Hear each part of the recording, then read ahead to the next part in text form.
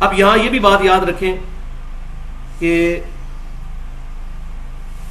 صحیح بخاری اور مسلم کی متفق علیہ حدیث ہے کہ اگر کوئی شخص نماز کے اوقات میں سو جائے یا نماز بھول جائے تو جیسے ہی اس کو یاد آئے یا وہ جاگ جائے تو اس وقت وہ نماز ادا کر لے، یہی نماز کا کفارہ ہے. جیسا کہ بخاری اور مسلم کی متفق علیہ حدیث ہے کہ ایک سفر کے دوران غزوہ تبوک سے واپسی پر نبی صلی اللہ علیہ وسلم نے صحابہ سے مشورہ کیا، لیٹ نائٹ ہو گئی تھی، کہ یا تو ہم فجر پڑھ کے سوتے ہیں، اور آپ صلی اللہ علیہ وسلم کا ارادہ بھی اسی طرف تھا، لیکن کچھ صحابہ یہ چاہتے تھے کہ تھوڑا سا آرام کر لیتے ہیں اور ایک بندے کی ڈیوٹی لگا دیتے ہیں، فجر کے بعد ہمیں اٹھا دے گا. تو نبی صلی اللہ علیہ وسلم اگرچہ اس کے لیے جو اس کی حمایت میں نہیں تھے، لیکن آپ صلی اللہ علیہ وسلم نے صحابہ کرام علیہم رضوان کا ریگارڈ کرتے ہوئے فرمایا چلو ٹھیک ہے، اور سیدنا بلال کی ڈیوٹی لگا دی. اللہ کا کرنا ہوا سیدنا بلال کو بھی نیند آ گئی اور سورج اچھا خاصا بلند ہو گیا. سیدنا عمر رضی اللہ تعالیٰ عنہ کی آنکھ کھلی، انہوں نے پڑھا انا للہ و انا الیہ راجعون. نبی صلی اللہ علیہ وسلم بھی اٹھے، پھر آپ صلی اللہ علیہ وسلم کو پتا چلا کہ ظاہر ہے کہ نماز فجر کا وقت جو فوت ہو گیا، تو آپ صلی اللہ علیہ وسلم نے فرمایا یہی وقت ہے نماز ادا کرنے کا. سیدنا بلال نے اذان دی، اقامت دے کر جماعت کے ساتھ نماز سورج نکلا ہوا چاش کے وقت میں نماز فجر ادا کی گئی. تو اس سے یہ بات پتہ چل گئی کہ کبھی ایسا مان، لیکن یہ روٹین نہیں ہونی چاہیے، روٹین نہیں. وہ بھی سن لیں، وہ پھکی بھی لے لیں. صحیح بخاری کتاب التعبیر چیپٹر میں موجود ہے، نبی صلی اللہ علیہ وسلم کو ایک بہت بڑا خواب دکھایا گیا تھا، طویل خواب.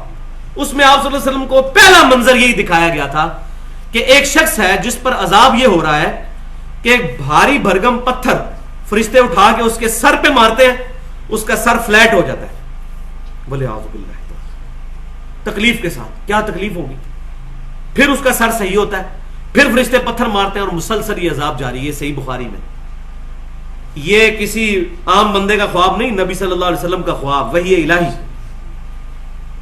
اور آپ صلی اللہ علیہ وسلم کو بعد میں بتایا گیا، اس کے علاوہ بھی اور مناظر دکھائے گئے، اور اینڈ پہ بتایا گیا کہ آپ نے جو پہلا منظر دیکھا تھا یہ اس شخص کے بارے میں تھا جس نے قرآن یاد کر کے بھلا دیا تھا اور نماز کے اوقات میں سو جایا کرتا تھا.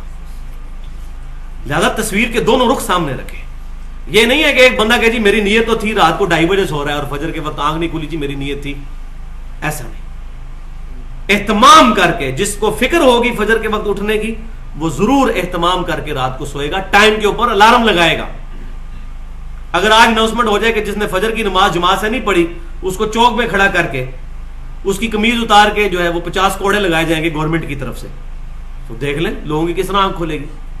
اور اس کے برعکس اگر لالچ دی جائے کہ جو فجر کی نماز تکبیر اولیٰ کے ساتھ پہلی صف میں پڑھے 5,000 روپیہ فی نماز دیا جائے گا اس کو گورنمنٹ آف پاکستان کی طرف سے، دوسری صف والے کو 3,000، تیسری والے کو 1,000. تو کیا حال ہے؟ پہلی صف میں جگہ ملے گی؟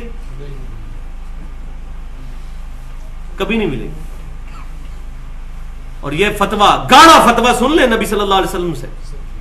صحیح بخاری کے اندر موجود ہے، نبی صلی اللہ علیہ وسلم نے فرمایا کہ منافق کے اوپر عشاء اور فجر کی نماز بھاری ہے.